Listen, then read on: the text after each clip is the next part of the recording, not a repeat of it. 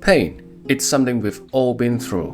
Maybe not with a rat stabbing you with a rapier, but with hitting your toe on something, losing a match in your favorite online game, getting your heart broken by your lover, being betrayed by someone you trust.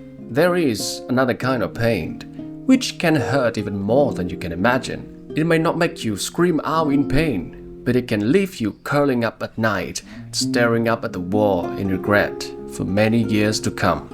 I call it the pain of what could have been. And there are two characters in stories I remember who encapsulate this feeling perfectly. Paz Ortega Andrade and Iris von Everec. These two women carry with them the emotional weight of the roads not taken, the relationships left unresolved, and the dreams left unfulfilled. It's an universal human experience, I assume, when you remember a choice in the past which led you to the current you, without a chance to undo it. Our paths in life are now unable to be altered. You may wish for a more favorable outcome, or a chance to change what you wanted in the past, but it's all impossible now. It's like a ghost haunting you with thoughts of unfinished actions and unrealized potential. For many reasons, Metal Gear Solid Peace Walker and The Witcher 3 are two of my all-time favorite video games. Incredible, awesome stories, memorable characters, fluid and amazing gameplay, credible replay values, and such longing emotions. For all those years, the memories of countless hours trying to get a secret ending to quests or trying to trigger a certain dialogue in a dating site mission are still with me.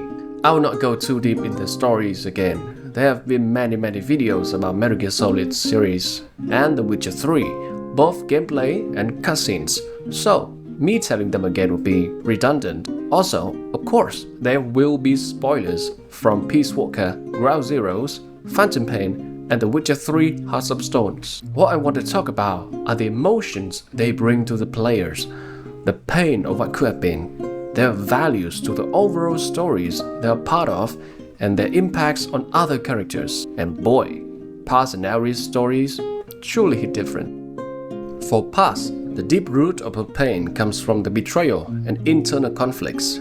The first time she was revealed, suspicion has already filled my high school boy's mind. Where the story comes to the final event, it all comes to light, and my worries have come true. Paz is an agent for Cypher, tasked to infiltrate the MSF and convince Big Boss, by whatever means necessary, to join his former comrade. This revelation is a huge strike against an already distrusting Big Boss, with the army crew of MSF and me as a player alike. Her emotions for the members of MSF and Big Boss, as I see it, is love. She truly sees a different future with Big Boss and his army on Mother Base. Through the in-game audio logs and additional end-game contents, you can see her shaken beliefs, her naive thinking, and maybe her role-playing as a student who cherishes peace taking over. It reveals a layer of depth and vulnerability in a character beneath her strong and determined exterior of a spy. However, in the end, these pure feelings were crushed and overshadowed by her total loyalty to Cypher, leaving both her and the people who cared about her with an uneasy pain of what could have been. Paz is like a lost child in a house of mirrors, hitting her head every time she tries to find a way out. It lingers to the later games too. In Ground Zeroes and Phantom Pain, we learned about the ultimate fate of Paz, tortured, interrogated, and then used as a final weapon to kill Big Boss. She has fallen so far away from the angel peace she once was, even if it's just pretending. Later in Phantom Pain, we are reunited with Paz again, this time as a phantom in the mind of Venom Snake, haunting his already blurring mind with guilt and, well, a phantom pain. Something which is not there anymore but can still hurt you badly. Like her, Iris von Everec's pain revolves around the theme of loved and unfulfilled dreams of a life together with her husband, Ortega von Everec, an important character in the Hearts of Stone DLC. As you play the game and complete the quests, you'll find out about a beautiful yet tragic love story that even transcends death itself. Iris' enduring bond with Ortega, her tragic fate, confined in the painting world for eternity, is a reminder of how easy it is for us to lose our happiness, blinded by greed, anger, hatred, and shame. Ortega let his emotion get the better of him and sealed the fate of both him and Iris in a painful ending, until Geralt came and intervened. Her pain lies not only in her loneliness and painful death, but also in the unfinished and unfulfilled dreams and aspirations she shared with Ortega. The pain of what could have been in her story creates a sense of longing, of regret in the players, at least for me.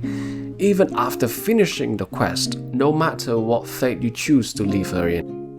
Both Paz and Iris played an unforgettable role in their own overarching narratives of their respective games, through their connections to other characters, their contributions to character growth, and their impacts on the overall theme and atmosphere in the Metal Gear Solid Big Boss saga. My silly way of calling Snake Eater, Peace Walker, and Ground Zero plus Phantom Pain the last two games which I consider as one. Past actions and predictions have heavy impact on many characters, mostly Big Boss and his phantom Venom Snake. In the later games, it's central to the narrative's emotional depth and complexity. You can imagine Paz as a dagger plunged into Big Boss' heart, leaving a scar that never truly healed.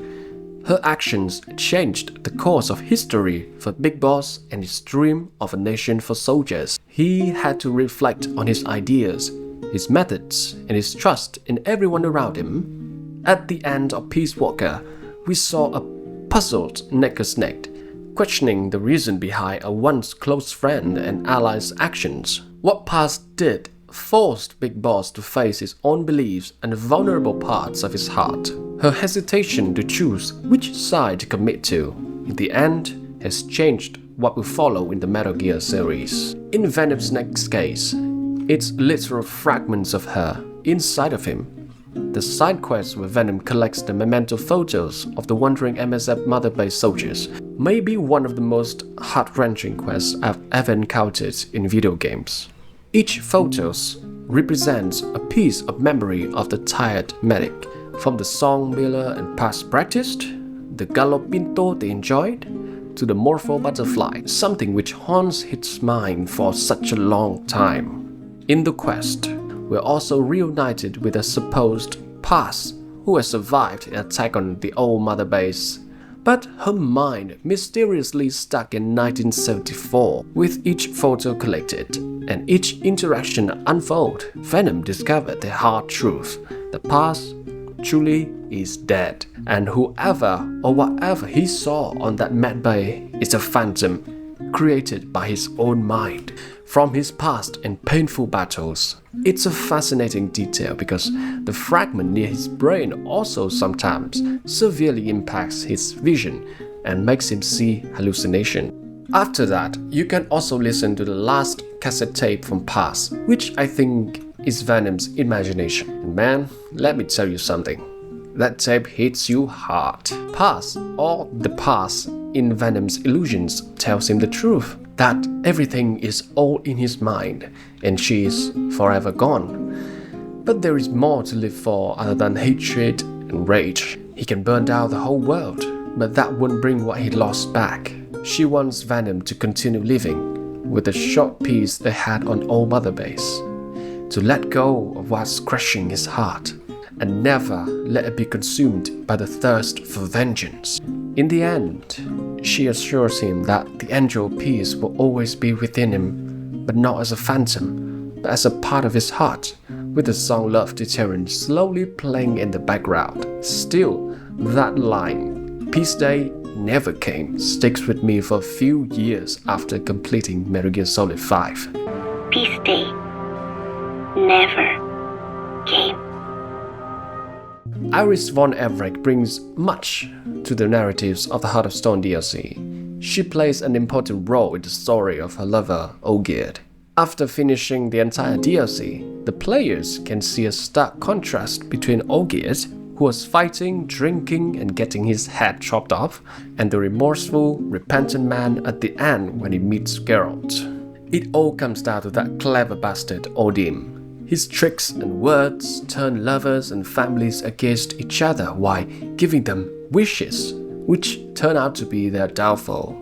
Back to Iris. Her connection to Ortega is the main source of the dish. A lovely, adorable cutie pie with absolutely stunning beauty, turned into a literal husk of the woman she used to be. All thanks to her husband's neglection. Well, he could not feel anything anymore at that point. As the players discovered the truth behind Ortega's third task, we learned about her tragic fate, her forbidden love for a wild man of vengeance, her short-lived marriage, the death of a family, to her imprisonment in the Everec estate, and finally her death not by poison or a blade, but sadness itself. Her negative emotions are so strong that they bind her to the real world while creating a parallel dimension in the paintings. Then, as we navigate through her fears, confronting her final dread, a strange Ortega coming back to her, but not as a man she used to love, but a demon. We get to choose what will happen to her,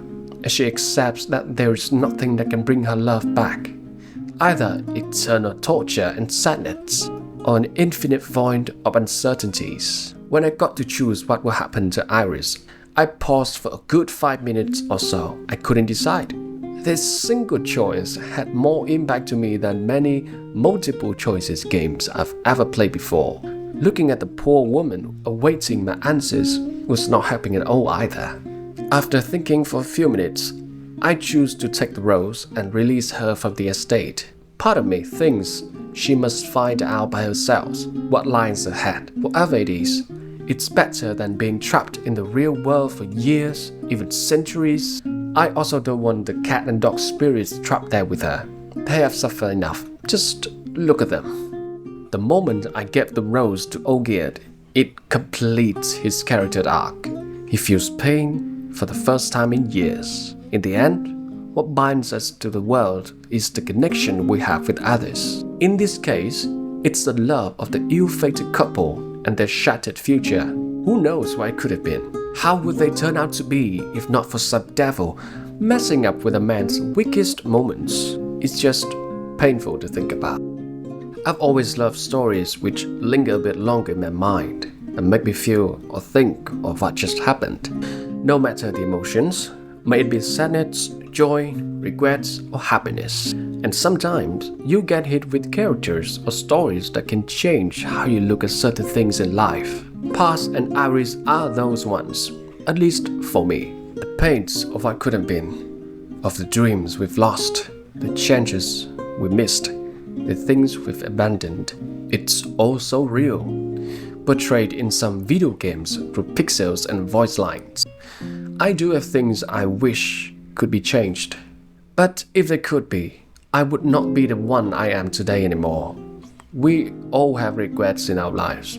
Hopefully not everyone, but for my friends who do have them, please keep moving forward. For after all those pains, peace day will come for you. Thank you for watching the video. Until next time, take care, friend.